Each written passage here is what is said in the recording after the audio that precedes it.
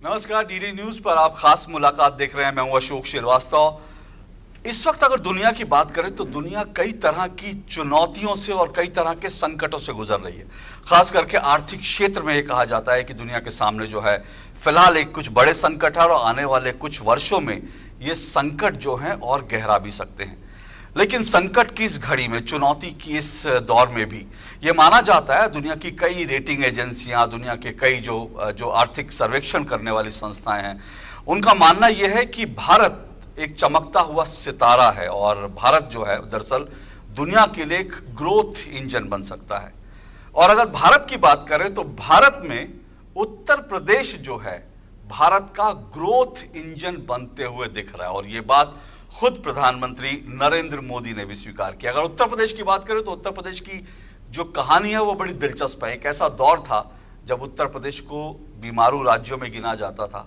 कोई ये सोच भी नहीं सकता था कि उत्तर प्रदेश जो है डेवलपमेंट के मोर्चे पर, विकास के मोर्चे पर बाकी जो स्टेट हैं, जो भारत के विकसित राज्य हैं, उनको कभी पछाड़ पाएगा। लेकिन आज उत्तर प्रदेश इनकी टक्कर में आ गया है। न सिर्फ टक्कर में आ गया बल्कि कई जगह पर उत्तर प्रदेश जो है इन राज्यों से कहीं बेहतर कर रहा है।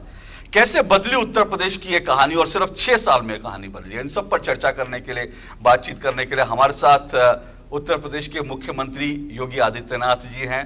बहुत बहुत आभार मुख्यमंत्री जी आपका हमें समय देने के लिए, डीडी न्यूज से बातचीत करने के लिए। और अगर मैं जो कह रहा था इस 6 साल की, तो इस 6 साल के नायक तो आप ही हैं, जो बदलाव हुआ है। लेकिन मैं शुरुआत यहाँ से करता हूँ कि थोड़ा सा पीछे ले जाता हूँ मुख्यमंत्री जी। अक्टूबर 2015 की मैं एक प्रमुख भारत का अंग्रेजी दैनिक है उसकी एक खबर देख रहा था।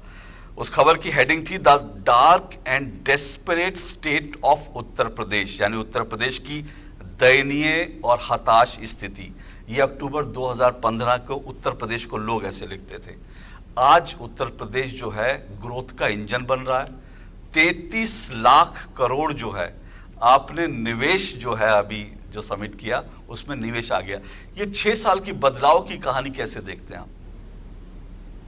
मैं सबसे पहले डीडी न्यूज से जुड़े हुए सभी दर्शकों का हृदय से अभिनंदन करता हूं। देखिए, उत्तर प्रदेश देश की आबादी का सबसे बड़ा राज्य है और अगर कहें कि देश की आबादी का हर 5वां व्यक्ति उत्तर प्रदेश में निवास करता है तो ये कोई अतिशयोक्ति नहीं। और यह भी सच है कि लंबे समय तक जिन लोगों ने प्रदेश में शासन किया है उन्होंने प्रदेश को बदहाल कर दिया था और एक दयनीय स्थिति में पहुंचा दिया था, जिनके कारण उत्तर प्रदेश एक बीमारू राज्य की श्रेणी में आ गया था। लेकिन जब उत्तर प्रदेश की जनता ने देश के अंदर परिवर्तन करने में अपना योगदान दिया, प्रधानमंत्री मोदी जी पे विश्वास किया, उनके आह्वान पर प्रदेश में भारतीय जनता पार्टी की सरकार के गठन के लिए अपना आशीर्वाद दिया, तो स्वाभाविक रूप से वह परिवर्तन यूपी के अंदर भी देखने को मिला है। पिछले 6 वर्ष के अंदर जो कुछ भी आपको देखने को मिला है ये वही प्रदेश है जो 6 वर्ष पहले तक जिसके बारे में देश और दुनिया की धारणा भिन्न थी। पिछले 6 वर्ष के अंदर ये धारणा पूरी तरह बदल चुकी है। आज उत्तर प्रदेश देश के कानून व्यवस्था की दृष्टि से, सुरक्षा की दृष्टि से सबसे बेहतरीन स्थिति में है।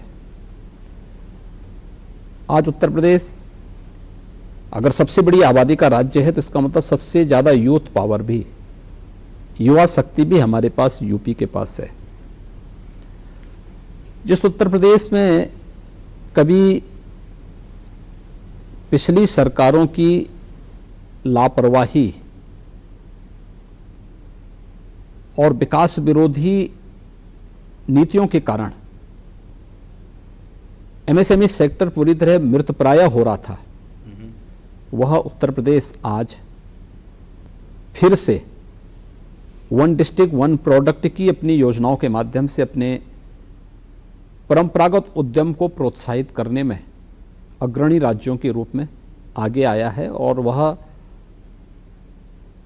देश के औद्योगिक और प्रदेश के औद्योगिक विकास के लिए एक नींव का पत्थर बन रहे हैं। उत्तर प्रदेश के अंदर जो देश की सबसे बड़ी, सबसे अच्छी कृषि भूमि है, आज वह कृषि उत्पादन में डबल डिजिट के आसपास अपने विकास दर को पहुंचा रहा है। और ये वही उत्तर प्रदेश है जिस उत्तर प्रदेश के अंदर औद्योगिक विकास की कोई बात ही नहीं करता था। आज उस उत्तर प्रदेश में अभी हाल ही में संपन्न हुए ग्लोबल इन्वेस्टर समिट में 33 लाख करोड़ रुपए से अधिक के निवेश के प्रस्ताव उत्तर प्रदेश को प्राप्त होते हैं। ये एक गुड साइन है। ये दिखाता है उत्तर प्रदेश का परसेप्शन बदला है, उत्तर प्रदेश के बारे में लोगों की धारणाएं बदली हैं। आज उत्तर प्रदेश को निवेश के सबसे अच्छे गंतव्य के रूप में लोगों ने पहचाना है और उत्तर प्रदेश आज विकास के बारे में सोच रहा है। आज जातिवाद की राजनीति, परिवारवाद की राजनीति, भ्रष्टाचार से मुक्त एक सुशासन की स्थापना के साथ साथ निवेश के बेहतरीन गंतव्य के रूप में उत्तर प्रदेश ने अपने आप को स्थापित किया है। यह ग्लोबल इन्वेस्टर समिट ने साबित किया है। महाराज जी, आपने जो विपक्ष को लेकर के, मैं उन बातों पर आऊंगा, लेकिन उससे पहले क्योंकि ये एक बड़ी कहानी है और ये एक बड़ी कह सकते हैं कि बहुत बड़ी अपने आप में एक चेंज जो डेवलपमेंट के मोर्चे पर और खास करके जो इन्वेस्टमेंट समिट की बात कर रहे हैं, अगर मैं गलत नहीं हूं तो मेरा अनुमान है कि उत्तर प्रदेश की सब सरकार ने जब ये ग्लोबल इन्वेस्टमेंट समिट किया तो उनका लक्ष्य शायद जो है 10 लाख करोड़ था कि 10 लाख करोड़ तक का निवेश आ जाए। 23 लाख करोड़ की जीडीपी है राज्य की, यहाँ पर जीडीपी से कहीं ज़्यादा 33 लाख करोड़ का जो निवेश आ जाता है, ये जो है ये कैसे संभव हुआ? इसके लिए क्या आपने खूब मेहनत करी या उत्तर प्रदेश एक्चुअल में एक डेस्टिनेशन बन गया? क्योंकि मार्केटिंग तो बहुत करनी पड़ी होगी ना। देखिए, मार्केटिंग का महत्व तो नहीं है। देखिए, जो निवेशक है उनकी टीम पहले से ही पूरे देश और दुनिया के अंदर घूमती है। एक बिजनेसमैन इस चीज़ को देखता है कि कहाँ उसकी पूंजी सुरक्षित रहेगी, कहाँ उनके लोग सुरक्षित रहेंगे, कहाँ से उनके लिए बिजनेस के लिए सबसे अच्छा माहौल मिल पाएगा। उसके लिए हमें प्रयास करने पड़े थे। सबसे पहली बात यह है कि डबल इंजन की सरकार का लाभ यहाँ पे हमें प्राप्त हुआ। केंद्र और राज्य में जब एक जैसी सरकार है तो स्वाभाविक रूप से यह विकास की गति को कई गुना बढ़ा देता है। आदरणीय प्रधानमंत्री जी का मार्गदर्शन उनकी प्रेरणा है। दूसरा, निवेश के लिए जो कुछ महत्वपूर्ण मूलभूत आवश्यकताएं हैं उसमें सबसे पहले कानून का राज है, सेकंड लैंड बैंक है, थर्ड आपने उस सेक्टर से जुड़ी हुई पॉलिसी आपके पास है या नहीं है जिसमें इन्वेस्टर इन्वेस्ट करना चाहता अपना, तीसरा वहां पे मैन पावर की स्थिति क्या है, चौथा लाल फीताशाही नौकरशाही की स्थिति क्या है। संयोग से उत्तर प्रदेश ने इन पांचों क्षेत्र में बहुत अच्छा काम किया। आज हमारे पास कानून व्यवस्था उत्तर प्रदेश की आज के दिन पे नजीर मानी जा रही है। हमारे पास एक लैंड बैंक है। उत्तर प्रदेश के पास 25 सेक्टर की अपनी पॉलिसी है। उत्तर प्रदेश के पास स्किल और अनस्किल मैन पावर है। नौकरशाही के हस्तक्षेप को न्यूनतम स्तर पर करने के लिए हम लोगों ने तकनीक का उपयोग किया। सिंगल विंडो के लिए निवेश मित्र, प्रत्येक एमओयू की मॉनिटरिंग के लिए MOU monitoring system, online incentive, अगर किसी ने निवेश कर लिया है, निवेश के बाद प्रोडक्शन शुरू होने जा रहा है, शासन से मिलने वाला इंसेंटिव, ऑनलाइन इंसेंटिव सिस्टम, ये सभी कुछ हम लोगों ने तकनीक का उपयोग करके इन सभी कार्रवाई को आगे बढ़ाया है। तो हर एक निवेशक को इस चीज़ का वो पड़ा है कि ये इसके दायरे में आता है और वह हम लोग इसके तहत कार्य कर रहे हैं, उसको एक विश्वास हुआ है। आज उस विश्वास के कारण ये हुआ है। लेकिन हाँ, इसके लिए हमें कुछ प्रयास करने पड़े। हमें सेक्टोरियल पॉलिसीज बनानी पड़ी। मंत्री समूह दुनिया के 16 देशों की 21 सिटी को कवर किए। मंत्रिमंडल के हमारे वरिष्ठ सदस्य देश के अंदर 10 सिटी के अंदर जाकर के रोड शोज किए। हमारे एमपी एमएलए हर जनपद के अंदर भी स्थानीय निवेशकों से साथ संवाद बनाए। तीनों प्रकार के कार्यक्रम को जोड़ने के साथ साथ हमने यूथ को भी इसके लिए जोड़ा। रिटायर्ड जो हमारे अधिकारी थे, शिक्षाविद थे, इनको हमने विश्वविद्यालयों में भी भेजा। ये 4 प्रकार के कार्यक्रम एक साथ चले। परिणाम था पूरी दुनिया, पूरा देश उत्तर प्रदेश की तरफ निवेश के लिए पूरी मजबूती के साथ और धमाकेदार तरीके से आया। परिणाम हमारे सामने है। पर महाराज जी 33 लाख करोड़ जो है, अगर निवेश की बात आती है तो एक लोग ये कह रहे हैं कि भाई ये बहुत बड़ी राशि है उत्तर प्रदेश के को देखते हुए, पर ये भी लोग सवाल उठा रहे हैं कि ये क्या जमीन पर उतर जाएगी ये सब चीजें क्या? क्योंकि अगर हो जाएगा तो आप जैसा दावा कर रहे हैं और जैसा मैं देख रहा था कई उद्योगपतियों ने भी माना, 90 लाख से ज्यादा यहां पर रोजगार जनरेट होगा। ये अपने आप में बहुत बड़ी एक अमाउंट है। देखिए, जितने निवेश के प्रस्ताव हमें प्राप्त हुए हैं, स्वाभाविक रूप से एक सिस्टम के साथ वह आएंगे, निवेश होगा और उत्तर प्रदेश के यूथ को डायरेक्ट 1 करोड़ यूथ को इससे नौकरी की संभावनाएं यहां विकसित होंगे। फेज वाइज होगा, उसके लिए तैयारी विश्वविद्यालय के यूथ को जोड़ने के लिए, इसलिए हमने कार्यक्रम अपने प्रारंभ किए अभी से। इंस्टीट्यूशन को इंडस्ट्री के साथ जोड़ना, सीएम इंटर्नशिप की स्कीम निकालना, ये सभी उसी के तहत ये सब कार्रवाई की जा रही है कि जब ये निवेश जमीनी धरातल पर उतरेगा। हमें 2018 में हमने इन्वेस्टर समिट किया था, तब उत्तर प्रदेश की प्रति धारणा बहुत खराब थी। बिल्कुल। तब 4,68,000 करोड़ के प्रस्ताव हमें प्राप्त हुए थे। उनमें से हम अलग अलग चरणों में 3 बार तो हम लोगों को ग्राउंड ब्रेकिंग की सेरेमनी हमने आयोजित की थी और अन्य समय में भी जो कार्यक्रम यहाँ पे संपन्न हुए, लगभग 4 लाख करोड़ के निवेश प्रस्ताव हम जमीनी धरातल पर उतारे थे।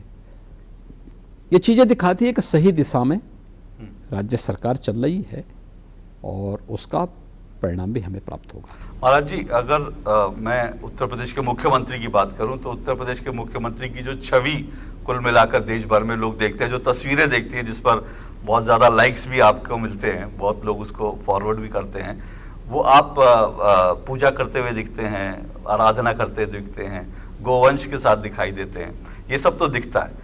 लेकिन मुख्यमंत्री अपने ऑफिस में या अपनी टीम के साथ कैसे काम कर रहे हैं ये तो लोग नहीं देखते, लेकिन एक परिणाम दिखता है। मैं सिर्फ वो उदाहरण वो परिणाम के जो है आंकड़े रखकर फिर आपसे पूछूंगा कि आप काम कैसे करते हैं, क्योंकि लोगों को ये समझना जरूरी है।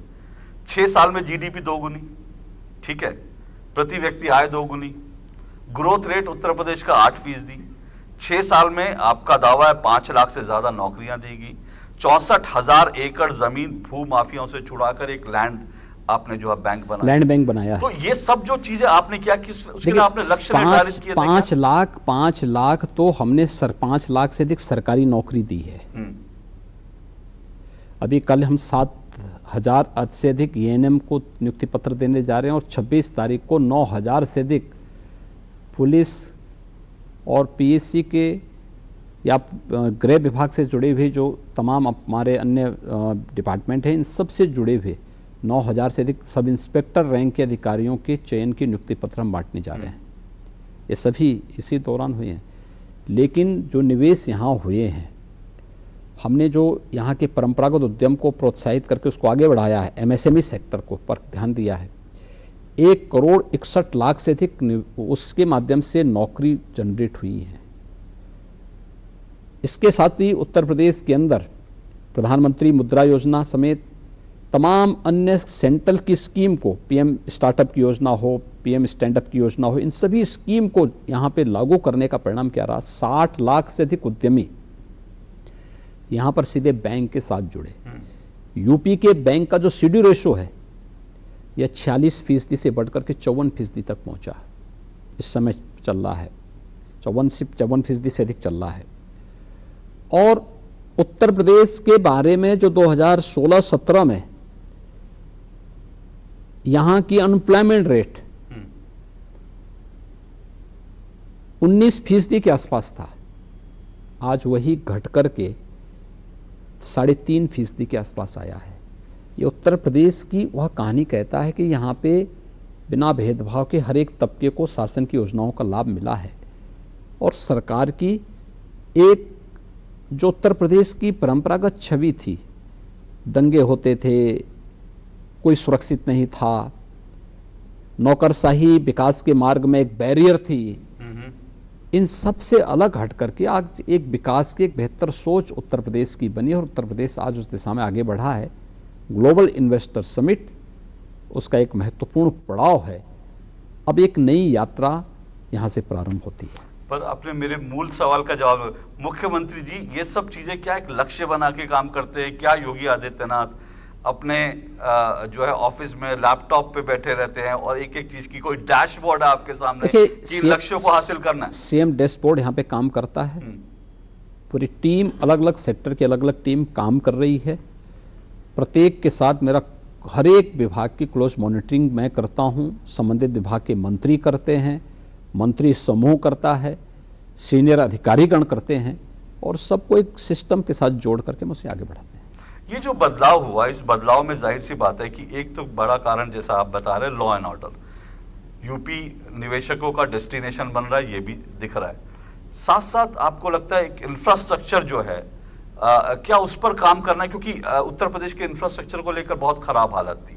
आज लोग इंफ्रास्ट्रक्चर की बात करते हैं, कनेक्टिविटी की बात करते हैं। आपको लगता है ये भी एक महत्वपूर्ण की पॉइंट रहा जिससे उत्तर प्रदेश में बदलाव आया? देखिए, 17 के पहले उत्तर प्रदेश के बारे में देश और दुनिया की धारणा क्या थी? संजोग से उत्तर प्रदेश अपने मित्र राष्ट्र नेपाल के साथ एक बड़ी सीमा हमारी जुड़ी हुई है। बिहार, झारखंड, छत्तीसगढ़, मध्य प्रदेश, राजस्थान, हरियाणा, उत्तराखंड और दिल्ली, इन सभी राज्यों के साथ हमारी सीमा जुड़ी हुई है। यूपी के बारे में धारणा क्या थी? जहां से सड़कों पे गड्ढे प्रारंभ हों और सायंकाल होते ही जहां से अंधेरा हो जाए, वो उत्तर प्रदेश समझ लो, उत्तर प्रदेश की सीमा शुरू हो गई। आज आप देखेंगे इंटर स्टेट कनेक्टिविटी को 4 लेन की कनेक्टिविटी के साथ हमने जोड़ा है। उत्तर प्रदेश के अंदर बिना भेदभाव के सभी 75 जनपदों के, सभी 350 तहसीलों में, सभी 58,000 से अधिक ग्राम पंचायतों में, सभी 765 से अधिक 62 से अधिक हमारी जितनी नगर निकाय, सब में विद्युत की आपूर्ति बिना भेदभाव के सबको की जा रही है। हमने उन सभी धारणाओं को जो यूपी के बारे में, जो यूपी के विकास के बैरियर थे, उनको एक एक करके यूपी से हटाया है और उत्तर प्रदेश आज एक बेहतरीन गंतव्य के रूप में इसलिए बढ़ा है, इंफ्रास्ट्रक्चर के लिए कार्य हुआ। आज आप देखेंगे, इससे पहले निवेश का मतलब क्या था? इससे पहले निवेश का मतलब था एनसीआर में, नोएडा, गाजियाबाद में कुछ निवेश हो जाता था, वो निवेश मान लिया जाता था। यूपी के लिए इन्वेस्टर समिट यूपी के अंदर नहीं हो पाते थे क्योंकि कोई निवेशक यूपी में नहीं आना चाहता था, दिल्ली या मुंबई में होते थे। आज अगर आप देखेंगे तो जो हमारे पास 33.5 लाख करोड़ रुपए के प्रस्ताव प्राप्त हुए हैं, इनमें से 10 लाख करोड़ रुपए के प्रस्ताव तो केवल पूर्वी उत्तर प्रदेश के आए हैं। बुंदेलखंड के 4,29,000 करोड़ के प्रस्ताव आए हैं, जिनके बारे में बहुत खराब परसेप्शन था, जिसके बारे में था कि साहब ये सबसे यानी सामाजिक, आपके आर्थिक क्षेत्रीय आर्थिक और संतुलन की जो स्थिति थी यूपी के अंदर, उस दृष्टि से ये निवेश बहुत महत्वपूर्ण है। पूर्वी उत्तर प्रदेश पूर्वांचल एक्सप्रेसवे के साथ जुड़ चुका है, बुंदेलखंड एक्सप्रेसवे के साथ जुड़ चुका है। पश्चिमी उत्तर प्रदेश को मध्य उत्तर प्रदेश और पूर्वी उत्तर प्रदेश से जोड़ने के लिए गंगा एक्सप्रेसवे बन रहा है, गोरखपुर लिंक एक्सप्रेसवे का निर्माण हो रहा है, बलिया लिंक एक्सप्रेसवे के लिए कार्य चल रहा है। बुंदेलखंड एक्सप्रेसवे को चित्रकूट तक पहुंचाने के लिए हम लोग उसकी सहमति दी है, उस पर आगे कार्रवाई हमारी चल चुकी है। दिल्ली से मेरठ को जोड़ने के लिए 12 लेन का NHAI ने अपना एक्सप्रेस हाईवे बना दिया है और उसको यातायात भी उसमें चालू हो चुका है। रोड इंफ्रास्ट्रक्चर यूपी के अंदर बेहतरीन हुआ है। एयर कनेक्टिविटी हमारी बेहतर हुई है। अगर एयर कनेक्टिविटी की दृष्टि से अगर आप देखेंगे तो उत्तर प्रदेश के अंदर 2017 तक, आप सोचिए 1947 से 2017 तक यूपी के अंदर 2 एयरपोर्ट फुल्ली क्रियाशील थे, लखनऊ और वाराणसी। 2 आंशिक थे, गोरखपुर और आगरा। आज उत्तर प्रदेश के अंदर 9 एयरपोर्ट पूरी तरह क्रियाशील हैं। 10 एयरपोर्ट पर हम कार्य कर रहे हैं, जिनमें 5 तैयार हो चुके हैं, जिनमें एयरपोर्ट अथॉरिटी ने परमिशन दे दी है, जिसमें बहुत शीघ्र वायु सेवा जहां से प्रारंभ होने जा रही है। 5 शेष पे हम कार्य कर रहे हैं। इस वर्ष के अंत तक अयोध्या और जेवर की एयरपोर्ट क्रियाशील होंगे। और आप देखेंगे 5 इंटरनेशनल एयरपोर्ट का उत्तर प्रदेश पहला राज्य होगा देश का।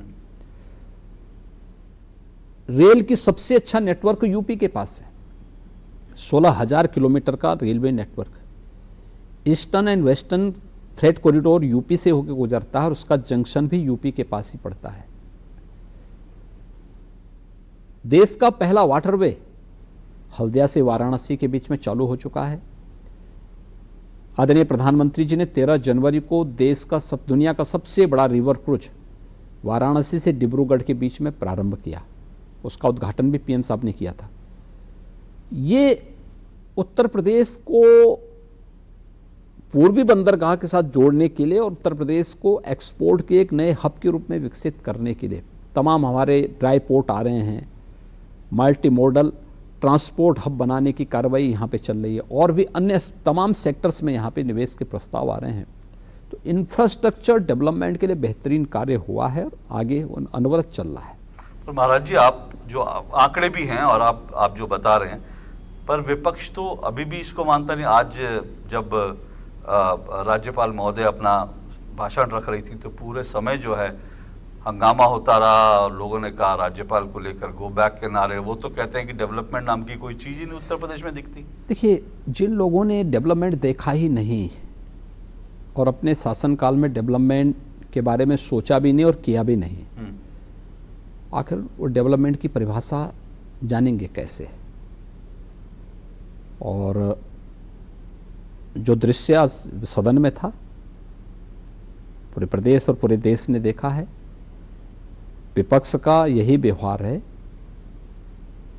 जो विधायिका के प्रति और मातृशक्ति के प्रति उनके मन में कितना आदर भाव है, उसका एक दृष्टांत आज सदन में भी सबने देखा है। आपको थोड़ी हैरानी हुई? शिवपाल जी बहुत वरिष्ठ नेता है, आज तो वो भी एक तरह से सड़क पर थे। देखिए, शिवपाल जी बड़े नेता हैं, समाजवादी प्रबुद्ध हैं, तो उनसे इससे ज़्यादा उम्मीद भी थोड़ी की जा सकती है। पर महाराज जी, एक बात और है कि जब हम डेवलपमेंट की बात करते हैं मैं एक बहुत दिलचस्प आंकड़ा, उस पर भी मैं ज़रूर आपसे बात करना चाहूँगा। मेरे पास कुछ आंकड़े थे, दिखा रहे हैं कि उत्तर प्रदेश जो है पिछले कुछ समय में डेवलपमेंट के ऊपर सबसे ज़्यादा खर्च करने वाला राज्य है, नंबर 1 पर है। मतलब आप सोचिए कि महाराष्ट्र से, तमिलनाडु से, वेस्ट बंगाल, तेलंगाना, राजस्थान, आंध्र प्रदेश, कर्नाटक, मध्य प्रदेश, गुजरात, हरियाणा, इन सबसे ज़्यादा न सिर्फ राशि के हिसाब से बल्कि परसेंटेज के हिसाब से भी जीडीपी के नंबर 1 जो है डेवलपमेंट पे खर्च कर रहा है। तो क्या आपको लगता है ये डेवलपमेंट जो है ये की है लोगों के दिल तक पहुंचने? क्योंकि अभी आपने जैसे कहा कि डेवलपमेंट से इनका कोई नाता नहीं है। सवाल यह है कि जब लोगों तक डेवलपमेंट से पहुंचा जा सकता है तो विपक्ष इसको नजरअंदाज क्यों कर रहा था? देखिए, डेवलपमेंट से ही हम प्रत्येक नागरिक के जीवन में परिवर्तन ला सकते हैं। डेवलपमेंट ही वो आधार है जो परिवारवाद और जातिवाद और वर्ग संघर्ष से समाज को मुक्त करते हुए देश के बारे में एक बेहतर सोच दे सकता है। जिन लोगों ने परिवारवाद और जातिवाद की राजनीति की है और इसकी आड़ में व्यापक भ्रष्टाचार को बढ़ावा दिया है, उनसे इससे ज़्यादा उम्मीद नहीं की जानी चाहिए। वो लोग बोलेंगे और इसलिए चर्चा से भागने के लिए नए नए मनगढ़ंत मुद्दों को प्रस्तुत करने का प्रयास भी करेंगे। लेकिन ये तो खुला मंच होता है चर्चा करने के लिए, हम तो चर्चा के लिए हर एक मुद्दे पे तैयार हैं। यूपी देश की सबसे बड़ी आबादी भी है, तो स्वाभाविक रूप से सबसे बड़ी जिम्मेदारी भी होगी, हमारी राशि सबसे बड़ी भी होगी। और यूपी ने वही किया है 6 वर्ष के अंदर जो यूपी को करना चाहिए था। अगर आदरणीय प्रधानमंत्री जी के विजन के अनुरूप देश की इकोनॉमी को $5 ट्रिलियन की इकोनॉमी बनाना है, तो यूपी को अपनी आबादी के हिसाब से अपना योगदान भी देना होगा। $1 ट्रिलियन, $1 ट्रिलियन। और ये लक्ष्य आपको लगता है कि जो आपने लक्ष्य तय किया है तब तक आप इस तक पहुंच जाएंगे, क्योंकि बड़ा लक्ष्य है ये? देखिए, मैंने कहा ना, आपने देखा होगा यूपी की जो ग्रोथ रेट है, अब हमारे पास कई सेक्टर खुल चुके हैं। यह अब केवल एक जगह तक सीमित नहीं, केवल औद्योगिक विकास का नहीं है। हमारे पास एमएसएमई का 96 लाख यूनिट एमएसएमई यूपी के पास है। एग्रीकल्चर की ग्रोथ रेट हमारी डबल डिजिट की ओर बढ़ रही है। बेहतरीन जल संसाधन है। हमारे पास सबसे अच्छी युवा पावर भी हमारे पास, ताकत हमारे पास है, युवा शक्ति हमारे पास है। इंफ्रास्ट्रक्चर हमारे पास हर प्रकार का, यानी सड़क का है, रेल का है, एयर का है, वाटर का भी है। ये सभी ये कनेक्टिविटी भी हमारे पास, और इंफ्रास्ट्रक्चर भी सबसे बेहतरीन हमारे पास आज के दिन पर है। तो फ्यूचर भी यूपी का ही होगा।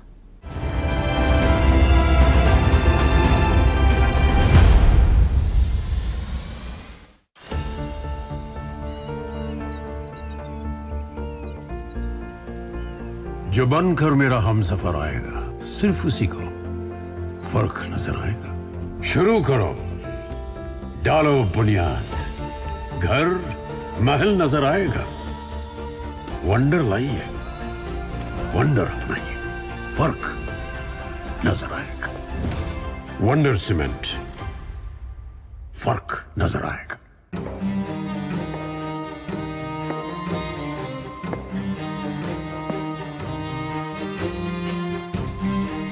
कब तक आप ऐसे फ्यूचर का टेंशन लेकर चलते रहेंगे? LIC के न्यू पेंशन प्लस के साथ अपनी पेंशन का प्लान बनाइए, क्योंकि ये प्लान आपके फ्यूचर के लिए मार्केट लिंक्ड वेल्थ क्रिएट करता है। और तो और इस प्लान में गारंटीड एडिशंस के साथ पेंशन पाने के कई ऑप्शंस भी हैं, so that you grow young and tension free. LIC, हर पल आपके साथ। हो गया इंतजाम। किसका? गुड्डी की फीस का। दिखा।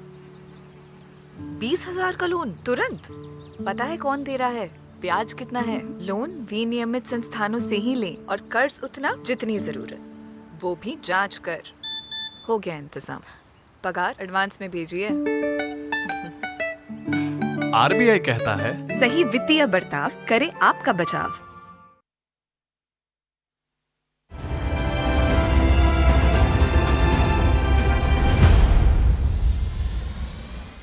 चुनौतियां आप देखते हैं, $1 ट्रिलियन इकोनॉमी जब उत्तर प्रदेश को बनाने की बात आती है, क्या आपको लगता है चुनौतियां भी तो कुछ आपके ज़हन में होंगी? ये हमने पिछले 2 साल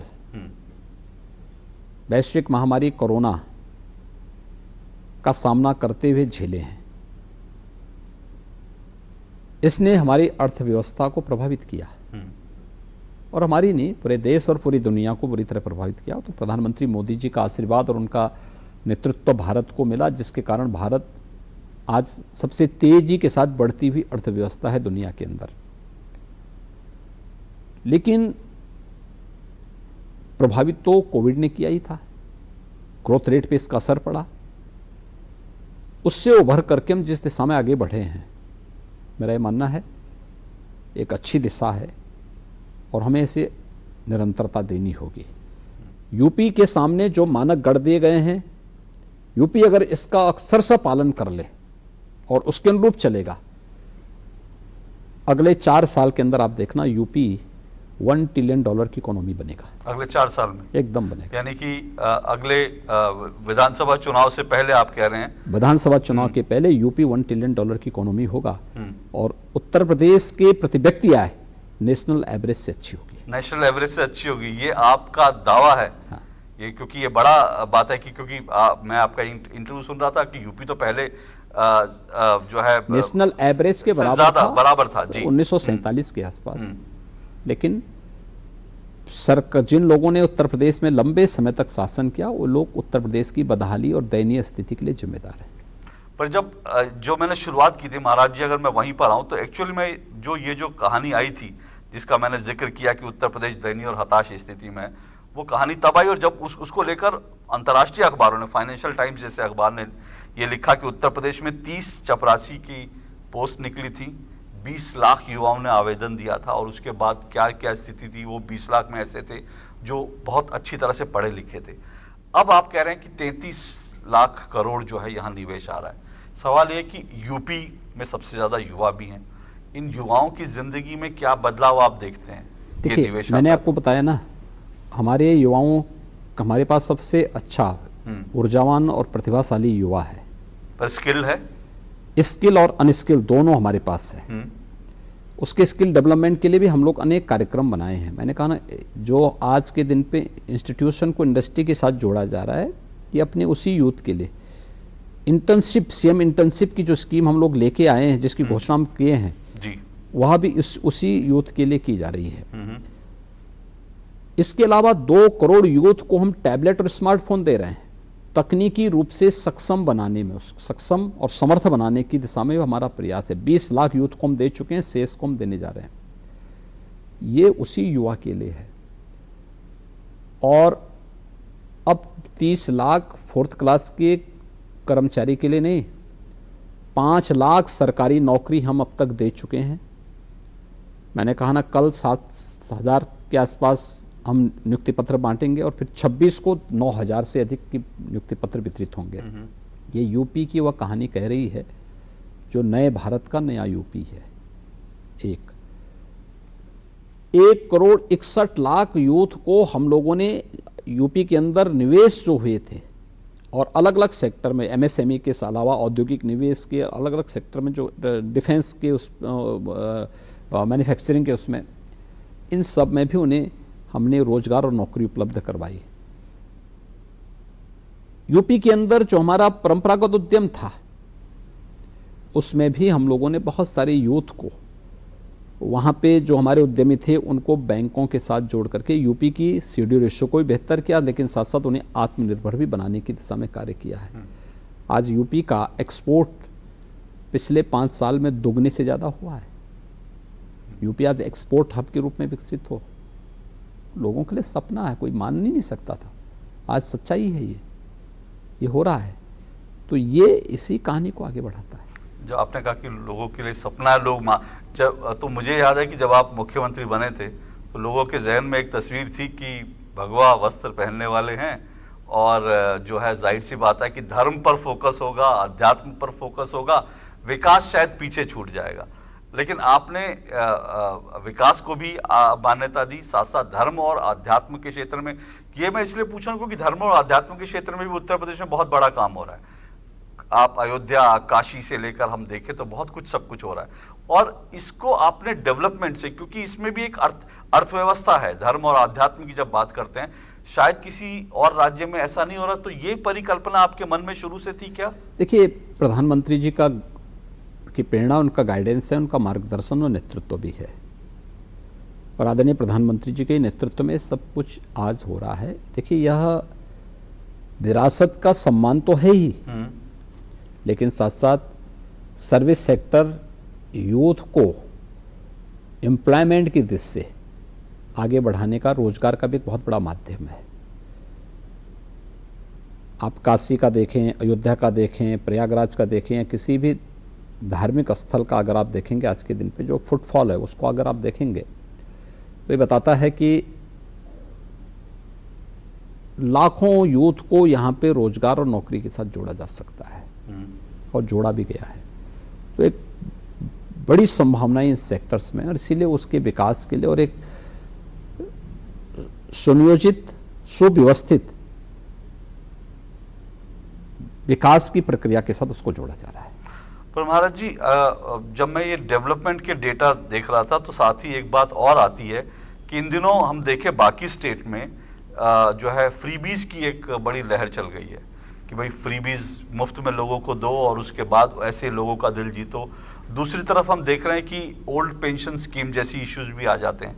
आपको लगता है कि ये सब इन मुद्दों से निपटना एक चुनौती है भविष्य की राजनीति, क्योंकि बीजेपी राजनीति में देखिए, अगर हमें डेवलपमेंट के बारे में सोचना है, आने वाली पीढ़ी के उज्जवल भविष्य को और बेहतरीन भविष्य को के बारे में सोचना है, या हम सोचते हैं उसके प्रति ईमानदार हैं, तो हमें चुनौती से जूझने के लिए प्रत्येक नागरिक को स्वावलंबन के पथ पर अग्रसर करने के लिए प्रेरित करना होगा। नेशन फर्स्ट की थ्योरी पे चलना होगा। मेरा देश पहले है, इसके बाद कुछ और है। जिस दिन हर नागरिक इसके बारे में सोचने लग जाएगा, मुझे लगता है उस दिन भारत को दुनिया की सबसे बड़ी ताकत बनने में कोई देर नहीं लगेगी। और ये हमारा सौभाग्य है कि प्रधानमंत्री मोदी जी ने 9 वर्ष के इस कालखंड के दौरान यह करके दिखाया है।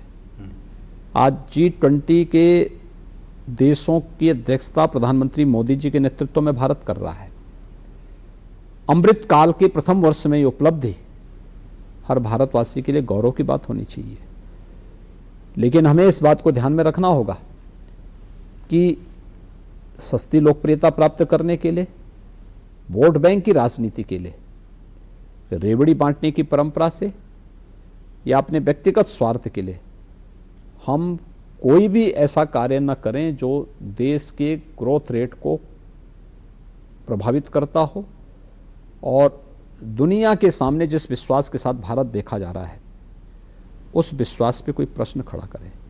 हमें इस पर हम जरूर विचार करना चाहिए। और मुझे लगता है कि भारत की प्रगति आज दुनिया के लिए कौतूहल भी है, आश्चर्य भी है और साथ साथ एक नई प्रेरणा भी है। कोविड कालखंड में भारत कैसे खड़ा हुआ, कैसे भारत अपनी विकास की यात्रा को लेकर आगे बढ़ रहा है, ये बहुत सारी चीज़ें हैं जो दुनिया को नई प्रेरणा दे रहा है।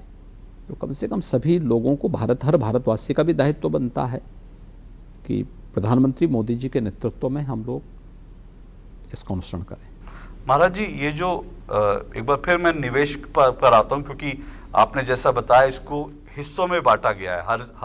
हर जो है हिस्से को उत्तर प्रदेश के जो है तमाम जो है, और इतना ही नहीं, हिस्से नहीं बल्कि हर डिस्ट्रिक्ट में भी आप जाने की बात है। हम जानते हैं कि उत्तर प्रदेश और बिहार की अगर जैसे बात करें, देश में आप कहीं भी चल जाए तो अनस्किल्ड लेबर जो है उत्तर प्रदेश बिहार का हर राज्य में मिलता है। क्या इसके पीछे आपका ये सपना है कि भाई उत्तर प्रदेश का जो अनस्किल्ड लेबर है पहले तो स्किल्ड हो और उसको अपने ही जिले में अपने ही घर में काम मिले? क्योंकि युवाओं को अगर अपने घर में काम मिलेगा तो शायद उनकी जिंदगी का इससे बड़ी जो है सपना नहीं हो सकता कोई। हमने तो वही किया है ना। देखिए, जब हमने 1 डिस्ट्रिक्ट 1 प्रोडक्ट की अपनी नीति 2018 में प्रारंभ की थी, ये परंपरागत उद्यम के लिए था। उसका लाभ हमें उस दौरान तो मिला ही, लेकिन कोरोना कालखंड में जब अन्य राज्यों से उत्तर प्रदेश का कामगार और श्रमिक वापस आ रहा था, हमने उसको उनके ज़िले में पहुंचाते ही उसकी स्किल मैपिंग कराई और फिर उनको उस ज़िले में या कमिश्नरी के अंदर या फिर प्रदेश के अंदर जहां कहीं भी उसके लायक काम था वहां उसको कार्य उपलब्ध करवाया। 40 लाख कामगार और श्रमिक यूपी के अंदर आए थे। उन सबको उसकी रुचि के अनुसार और उसकी क्षमता के अनुरूप कार्य भी वहाँ उपलब्ध कराने का कार्य किया गया।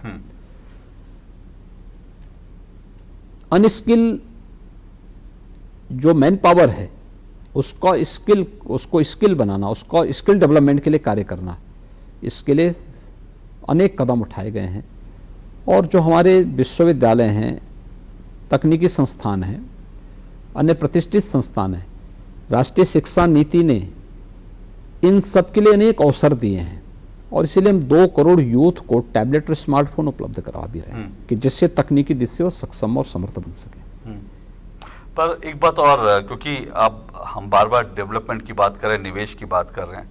अभी मैं सुन रहा था अखिलेश यादव कह रहे थे कि आप सपने दिखाते हैं लोगों को, आप बुलडोजर लेके घूमते हैं तो जहां बुलडोजर होगा वहां निवेश थोड़ी आ सकता है, वो ये भी कहते हैं। बुलडोजर की ही ताकत है कि आज निवेश भी यूपी में आ रहा है।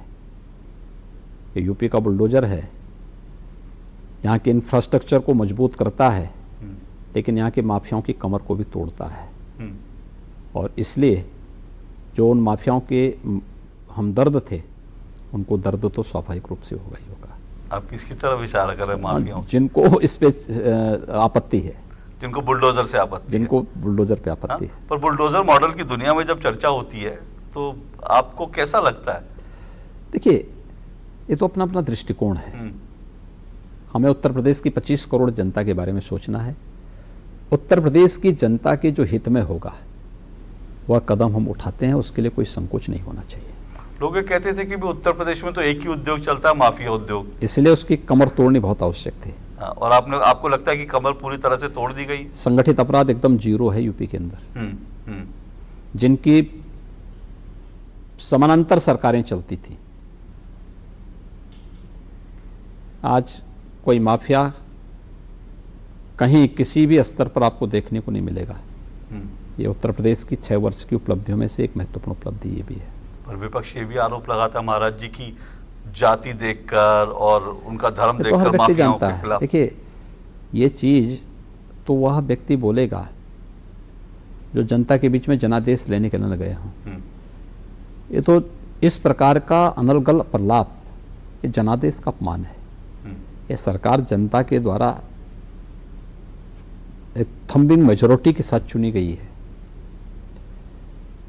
आप लोकतंत्र में अगर विश्वास करते हैं तो उस जनादेश का सम्मान करना भी सीखें।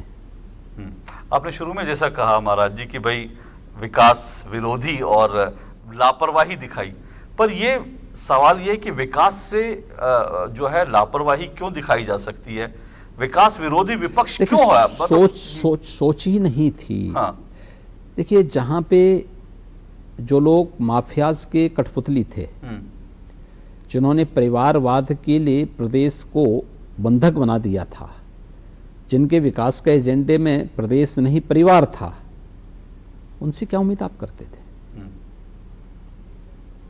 उनके परिवार फले फूले, खूब संपत्ति बनाई उन लोगों ने अपने परिवार के लिए। प्रदेश के लिए क्या किया?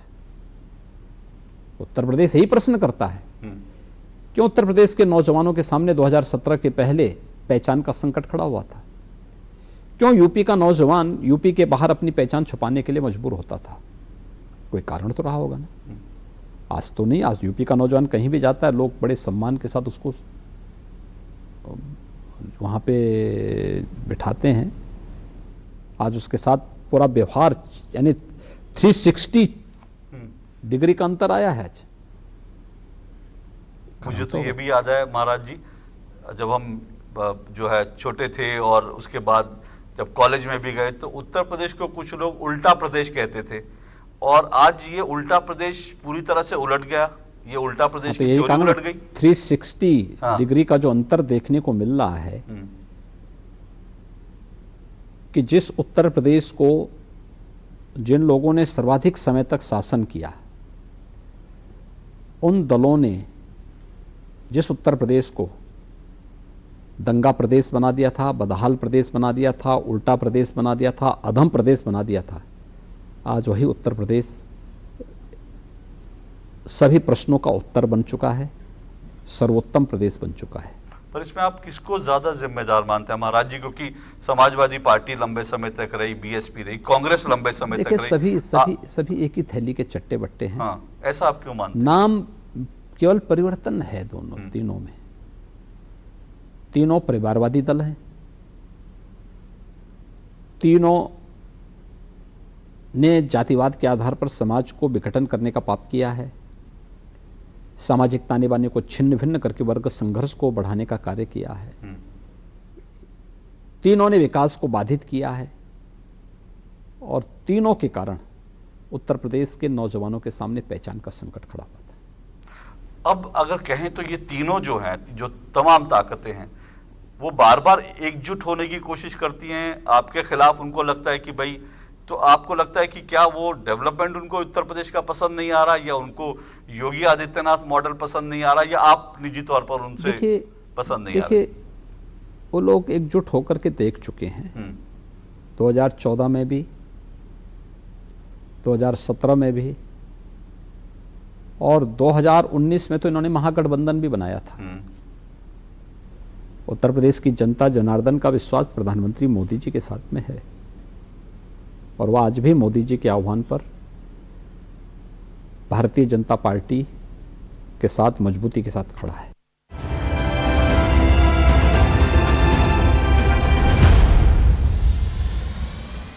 पता है, लोग अक्सर मुझसे पूछते हैं कॉल सेंटर का स्टेडी जॉब क्यों छोड़ा। I wanted more out of life, बस मैंने अपना स्टार्टअप शुरू किया। जानना चाहोगे कैसे?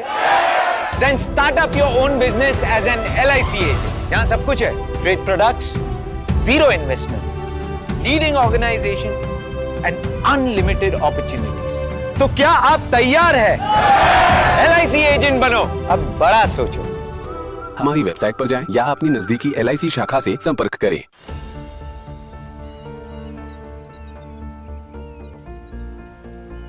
जो बनकर मेरा हमसफर आएगा, सिर्फ उसी को फर्क नजर आएगा। शुरू करो, डालो बुनियाद, घर महल नजर आएगा। वंडर लाइए, वंडर अपनाइए, फर्क नजर आएगा। वंडर सीमेंट, फर्क नजर आएगा। ये विशाल है ना, इसका सब प्रॉपर चलता है। कल उसके बैंक अकाउंट में 15,000 रुपए का फ्रॉड हुआ है, पता है? इसको तो कोई टेंशन ही नहीं होती है, देखना। टेंशन क्यों? मेरी कोई गलती नहीं थी। फिर भी फ्रॉड होने पर मैंने तुरंत बैंक को इन्फॉर्म कर दिया। RBI कहता है अगर आपके अकाउंट से किसी ने धोखे से पैसे निकाले हैं तो बैंक को जल्द से जल्द इन्फॉर्म कीजिए। 3 दिन के अंदर इन्फॉर्म किया तो कोई नुकसान नहीं होगा। जितना लेट करोगे उतना ज्यादा नुकसान। और सुन, सब चलता नहीं है, प्रॉपर चलाना पड़ता है। RBI कहता है जानकार बनिए, सतर्क रहिए।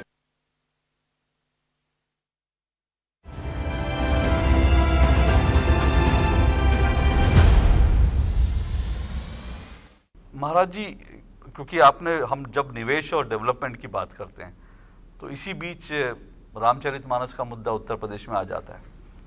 पहली बार होता है कि रामचरितमानस की प्रतियां जो है उत्तर प्रदेश में जलाई जाती हैं। आपको ये लगता है कि जो आप डेवलपमेंट के फोकस रहना चाहते हैं उससे फोकस हटाने के लिए है या फिर इसके पीछे कोई और गहरी आप बात देखते हैं? मैंने कहा 2 चीजें साफ हैं। एक, जिनका अपना विकास का कोई एजेंडा नहीं, वे अपने परंपरागत उन्हीं मुद्दों को लाने का प्रयास करेंगे जिसने उत्तर प्रदेश के विकास को बाधित किया है।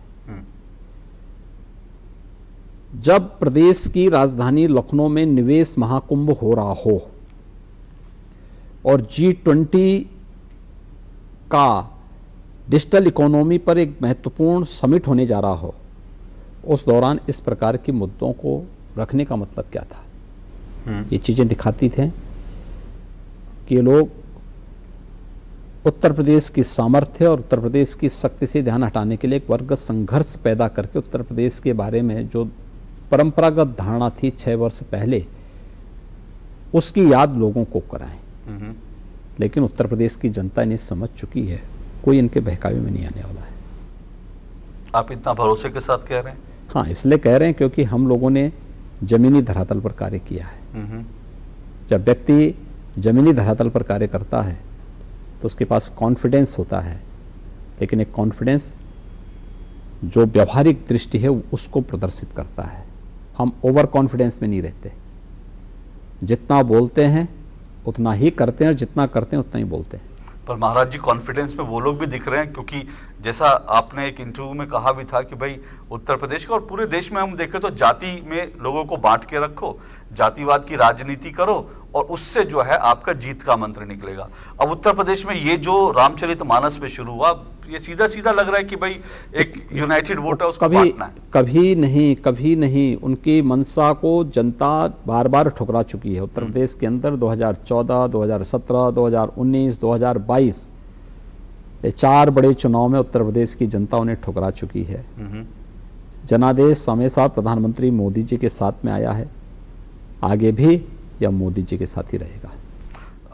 समाजवादी पार्टी, लेकिन मैं फिर इस पर आ रहा हूं क्योंकि ये इंपॉर्टेंट एक इशू हो गया यूपी में। समाजवादी पार्टी इस हद तक चली गई इसमें कि उनकी एक नेता प्रवक्ता जो है रोली मिश्रा तिवारी, उन्होंने रामचरितमानस को लेकर जब स्वामी प्रसाद मौर्य का विरोध किया तो सीधा सीधा उनको पार्टी से निकाल दिया। आपको लगता है कि ये कहीं ना कहीं जो है वो देखिए, अखिलेश यादव इस समाजवादी पार्टी के द्वारा मुंह छुपाने जैसी स्थिति है, हाँ, सच्चाई से मुंह मोड़ने जैसा है। मुझे लगता है हर उत्तर प्रदेश वासी इस प्रकार के किसी भी वक्तव्य को जो भावनाओं को आहत करने वाला होगा, जो वर्ग संघर्ष की दुराग्रह से प्रेरित होगा, उसको कतई स्वीकार नहीं करेगा। तो महाराज जी 2024 अब ज्यादा दूर नहीं है।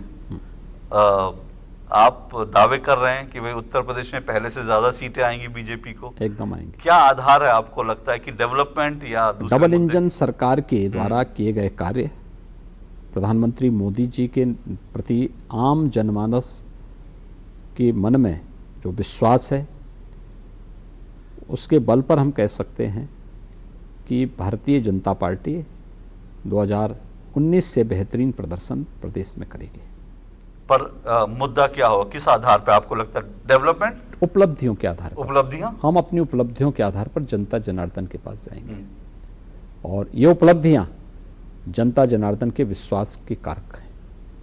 पर जब आप ऐसा कहते हैं तो मुख्यमंत्री जी, कई राजनीतिक विश्लेषकों का मानना है कि बीजेपी 2024 के चुनाव से पहले पूरे देश में और खासकर उत्तर प्रदेश को पूरा राममय बनाने के उसमें है। राम मंदिर निर्माण भगवान राम, देखिए भगवान राम हमारी आस्था के प्रतीक हैं। भगवान राम हमारे लिए वोट बैंक के माध्यम नहीं। हमें जब बोलना था, डंके की चोट पे कहा गया कि हम अयोध्या में राम मंदिर के निर्माण को संवैधानिक दायरे में रह के करेंगे। भारतीय जनता पार्टी ने कहा। अन्य दलों को किसने रोका था? अन्य दल तो विरोध करते थे, बैरियर बनते थे, लेकिन वो हमारे लिए वोट बैंक नहीं थे, हमारी आस्था के प्रतीक थे, विरासत का सम्मान उसके प्रतीक थे। हमने वो काम किया। लेकिन जो लोग बोलने वाले हैं तो बोलते थे, 2019 के समय भी बोलते थे कि महागठबंधन हो गया है, अब बीजेपी बहुत कम सीट पाएगी। तब भी भारतीय जनता पार्टी 66 सीट जीती है यूपी के अंदर। 2022 में भी बोलते थे, जब तो गए, लेकिन जनता ने जिसको गए कर दिया वो गया। तो ये चुनाव बार बार इस बात को प्रदर्शित करता है कि जनता के मन में डेवलपमेंट है, अपना उज्जवल भविष्य और एक बेहतरीन भविष्य के लिए भारतीय जनता पार्टी आवश्यक है। उसके लिए वो भारतीय जनता पार्टी के साथ में है। पर फिर आप इतने कॉन्फिडेंट है तो फिर एक बात और उठती है कि अभी उत्तर प्रदेश में पर्यटन विभाग और संस्कृति मंत्रालय यूथ तक राम को पहुंचाने के लिए एक जन जन के राम एक कार्यक्रम विश्वविद्यालयों में चला रहा है। और हर जगह तो हर साल करते हैं, पहली बार नहीं हो रहा है। हमारी सरकार तो अयोध्या में दीपोत्सव का कार्यक्रम करती है, काशी में देव दीपावली का आयोजन करती है, बरसाना में रंगोत्सव का कार्यक्रम करती है होली के अवसर पर। हर एक उस धार्मिक स्थल पर या आध्यात्मिक स्थल पर जो प्रदेश के अंदर पर्यटन विकास की संभावनाओं को विकसित कर सकेगी, उन सब के लिए उत्तर प्रदेश सरकार और पर्यटन और संस्कृति विभाग कुछ ना कुछ करती है। और अयोध्या में रामायण यूनिवर्सिटी का आपका चल रही कार्रवाई, चल रही, हाँ चल रही कार्रवाई चल रही। कब तक वो पूरा हो जाएगा? अब देखिए, उसमें प्राइवेट इन्वेस्टर आ रहे हैं, वे लोग उसमें लगे हैं। उसमें उसके पीछे सोच क्या है? अगर मैं देखिए, रामायण यूनिवर्सिटी के साथ साथ रामायण से संबंधित उन सभी चीजों को शोध का विषय बनाना। आप सोचिए, वाल्मीकि कृत रामायण मौलिक संस्कृत का पहला महाकाव्य है, आज से हजारों वर्ष पहले रचा गया। वैदिक और मौलिक संस्कृत में उस दौरान कितना वो रहा होगा, उस कालखंड में उन्होंने वह ग्रंथ रचा था। देश और दुनिया के अंदर कौन सी ऐसी भाषा है जिसमें रामायण न रची गई हो? उसके बाद आप याद करिए, कौन सा ऐसा भाषा है देश के अंदर? ही आप चले जाइए, हिंदी में रामचरितमानस, उसके बाद आप किसी भी अन्य भाषा में चले जाइए, यानी अवधि में अगर आए हैं, रामचरितमानस अवधि में आया है, तो हिंदी में उसका नया रूपांतरण भी आया है। ऐसे ही अलग अलग राज्यों में आप चले जाइए, वहाँ के स्थानीय भाषाओं, क्षेत्रीय भाषाओं में भी अलग अलग रामायण रचे गए। आधार वाल्मीकि रामायण ही था, और दुनिया के अंदर भी कोई भाषा नहीं जिसमें न रचा गया। तो उस पर शोध नहीं होना चाहिए क्या? कहाँ कहाँ पे राम की संस्कृति गई, कैसे विश्व मानवता ने उससे प्रेरणा ली, क्या इस पे शोध नहीं होना चाहिए क्या? दूसरा, उस कालखंड से जुड़े हुए बहुत सारी ऐसी चीजें होंगी जिसको हमने केवल धार्मिक दृष्टि से देखा है, बहुत होगा तो आध्यात्मिक दृष्टिकोण से देखा होगा। क्या आज वैज्ञानिक कसौटी के माध्यम से भी क्या हम उस पर कुछ शोध कर सकते हैं? इस दिशा में भी कुछ प्रयास तो होने ही चाहिए। पर जब आप जब रामायण की बात कर रहे हैं तो मुझे एक बार फिर वो आया कि जब लोग वाल्मीकि रामायण पर सवाल नहीं उठाते, उंगली नहीं उठाते, पर तुलसीदास जी की रामचरितमानस पे क्या इसमें भी आपको लगता है कोई अलग तरह की जिन्होंने तुलसीदास जी को नहीं पढ़ा है वे इसी प्रकार की उंगली उठाएंगे। मध्यकाल में रामचरितमानस के माध्यम से तुलसीदास जी ने भारतीय चेतना को जागृत करने में जिस भूमिका का निर्वहन किया वो अविस्मरणीय है, हमें नहीं भूलना चाहिए। श्री रामचरितमानस में ही निषाद राज की भी चर्चा और सबरी की भी चर्चा है। हमें ये नहीं भूलना चाहिए कि मध्यकाल में जब देश गुलामी की बेड़ियों से जकड़ा हुआ था, तब सामाजिक चेतना को जागृत करने के लिए रामलीलाओं का शुभारंभ भी तुलसीदास जी ने प्रारंभ किया था। हर तबके के लोग उसके साथ जुड़ते थे, और फिर उसमें उस समय की सत्ता को चुनौती दी जाती थी कि नहीं, हमारा राजा अकबर नहीं, हमारा तो एक ही राजा है, वो राम है। बोलो राजा रामचंद्र की जय। ये नारा मध्यकाल में भी लगता था, याद करना। और यह तुलसीदास जी की ही करामात थी, तुलसीदास जी के ही कारण ये संभव हो पाया। आज भी रामलीलाओं में आप जाते होंगे तो यही स्लोगन आता है वहां पे कि बोलो राजा रामचंद्र की जय। हर व्यक्ति उस जय जयकार के साथ जुड़ करके कितना आत्मविभोर हो जाता है। ये तो हर व्यक्ति जानता है। राम, कौन ऐसा भारतीय होगा जिसको नहीं मालूम होगा कि कौन प्रसंग कब आने वाला है? बिल्कुल। लेकिन रामायण से जुड़े हुए श्री रामचरितमानस से जुड़े हुए छंद और चौपाइयों के माध्यम से वह इतना आत्मविभोर हो जाता है, वह अकल्पनीय है। इसलिए ये सब चलता रहेगा जी।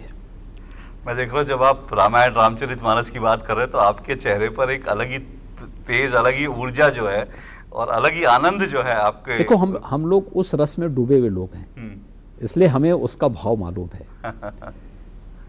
जिन लोगों को उस भाव की जानकारी नहीं तो वे लोग क्या उसके बारे में चर्चा कर पाएंगे। अच्छा महाराज जी, एक चीज और ये आती है जब आपकी छवि के लेकर बात करते हैं। अभी क्योंकि एक खबर आई कि भाई मदरसों पर जो सीमावर्ती इलाके हैं वहाँ करीब 1500 मदरसों का कुछ सर्वे हो रहा है, उनके ऊपर सरकार की नज़र है। कुछ लोग जब आप ऐसे कदम उठाते हैं तो उसको वो धर्म के चश्मे से देखते हैं, कहते हैं भाई योगी जी जो है किसी मजहब को लेकर कोई टारगेट कर रहे हैं क्या? देखिए, हम किसी जाति, मत या मजहब के खिलाफ नहीं है, किसी उपासना विधि के खिलाफ भी नहीं है। हर व्यक्ति को अपनी उपासना विधि चुनने का पूरा अधिकार है, लेकिन राष्ट्रीयता के मुद्दे पर, भारतीय राष्ट्रीयता के प्रति सम्मान का भाव हर भारतीय के मन में होना चाहिए।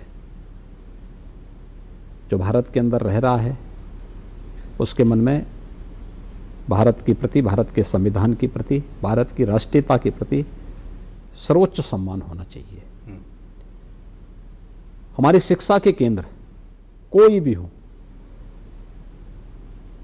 हमारे बेसिक शिक्षा परिषद के शिक्षण संस्थाएं हों, निजी क्षेत्र की संस्थाएं हों, या मदरसा हो या किसी भी अन्य धार्मिक या मत और मजहब से जुड़े हुए, सेक्ट से जुड़े हुए कोई संस्थान हो, भारत के प्रत्येक राष्ट्रध्वज के प्रति सम्मान का भाव व्यक्त करना पड़ेगा, राष्ट्रगान और राष्ट्रगीत के प्रति सम्मान का भाव व्यक्त करना होगा, और हम लोगों को तय करना होगा कि हम अपनी वर्तमान पीढ़ी को कहां ले जाना चाहते हैं। कितने मौलवी और कितने मुंशी चाहिए आपको, कितने मुतवल्ली चाहिए? आपकी परंपरागत शिक्षा केवल आपको देगी, क्यों नहीं आधुनिक शिक्षा वहां दी जानी चाहिए? क्या उसे अच्छा नागरिक बनने, एपीजे अब्दुल कलाम बनने का अधिकार उस नौजवान के लिए नहीं है जो उस मदरसे में पढ़ रहा है? अगर उसको विज्ञान के बारे में, गणित के बारे में, कंप्यूटर के बारे में शिक्षा देने के किसी अभियान को सरकार चलाना चाहती है तो उसका विरोध क्यों? हम तो ये कह रहे हैं भाई आधुनिक शिक्षा के साथ जोड़ो, जिससे अच्छे वैज्ञानिक पैदा हो सकें, अच्छे कलाकार पैदा हो सकें, अच्छे समाजशास्त्री पैदा हो सकें,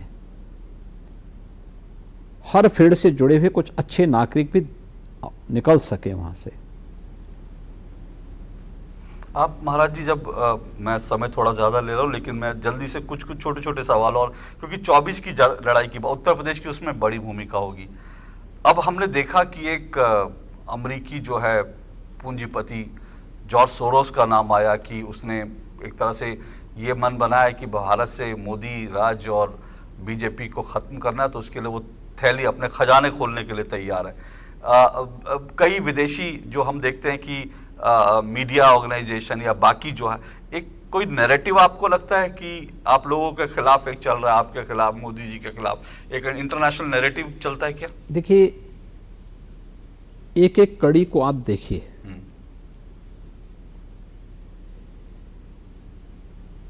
बीबीसी की डॉक्यूमेंट्री, हिंडनबर्ग की रिपोर्ट, जॉर्ज सोरोस की टिप्पणी, एक एक कड़ी ये भारत के लोकतंत्र को चुनौती दे रहे हैं, भारतीय अस्मिता के साथ सीधे सीधे खिलवाड़ करने का दुस्साहस कर रहे हैं। मुझे लगता है कि जो भी भारत के लोकतंत्र के प्रति श्रद्धा का भाव रखता है, जो भी चाहता है कि भारत दुनिया की सबसे बड़ी अर्थव्यवस्था के रूप में स्थापित हो, जो भी चाहता है कि भारत जिस दिशा में आगे तेजी के साथ बढ़ा है, उस हर भारतीय नागरिक को इन षड्यंत्रों का विरोध करना चाहिए और इसका पुरजोर विरोध करके इन्हें बेनकाब करना चाहिए, और अपने देश के आंतरिक मामलों में या लोकतंत्र को कमजोर बनाने की किसी भी ऐसे षड्यंत्र को बेनकाब करने के लिए सदैव सरकार के साथ खड़ा होना चाहिए और जिम्मेदार संस्थाओं के साथ खड़ा होना चाहिए। तो कांग्रेस तो उन्हीं के मुद्दे जो वो लोग उठाते हैं, कांग्रेस वही मुद्दे उठाकर देखिए, प्रहार करती है सरकार कांग्रेस पर। को इसीलिए जनता जनार्दन रसातल की तरफ ले जा रही है। देश की जनता भी जानती है कि इन लोगों ने देश की छवि को कितना खराब किया था दुनिया के अंदर, और पिछले 9 वर्ष के अंदर जो सुधार हुआ है इसको भी देश की जनता स्वीकार कर रही है, उसे आत्मसात कर रही है, और उसी की सजा कांग्रेस को भी दे रही है। कांग्रेस की नकारात्मकता ही कांग्रेस को ले डूबेगी। मुख्यमंत्री जी, आपसे मैं छोटे छोटे अंत में कुछ रैपिड फायर आपसे सवाल पूछूंगा, लेकिन उससे पहले एक चीज़, क्योंकि कल बजट है, इंपॉर्टेंट बात है, इसलिए वो भी, क्योंकि मेरी जहाँ तक हम लोग आकलन कर रहे हैं, बजट भी जो है उत्तर प्रदेश का 2 गुना बजट होगा कल, शायद जो भी आप आंकड़े रखेंगे। आपको लगता है कि ये एक बड़ी उपलब्धि है, और उत्तर प्रदेश किस दिशा में बढ़ रहा है, और आर्थिक रूप से आपका सपना क्या है? यूपी को कहां पहुंचाना चाह रहे हैं? उत्तर प्रदेश को देश की अग्रणी अर्थव्यवस्था के रूप में स्थापित करना, और उत्तर प्रदेश की साइज के हिसाब से ही यूपी का बजट भी आएगा। साइज के हिसाब से, यानी कि आप बड़ी बात कर रहे हैं। चलिए, मैं आपसे जल्दी जल्दी कुछ सवाल पूछना चाहता हूँ।